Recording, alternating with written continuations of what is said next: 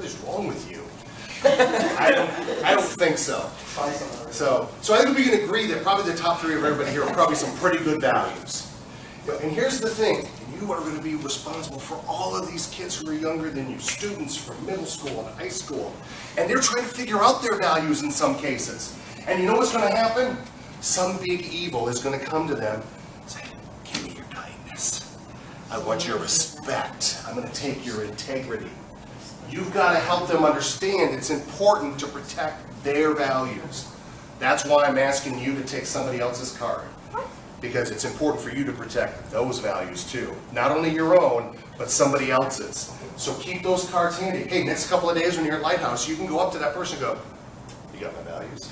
And see if they have them. Yeah, I did this at a convention of high school kids a couple of years ago. Of high school students up in New York. 700 students in a big auditorium. So I didn't do the taking away part. I just couldn't facilitate that in that large of a room. But we did this top three thing, and I had them break it down to their top three and write them on cards and exchange them with each other.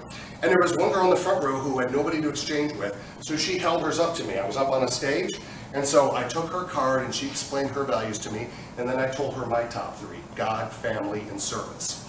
And that was it. And went on to the next part.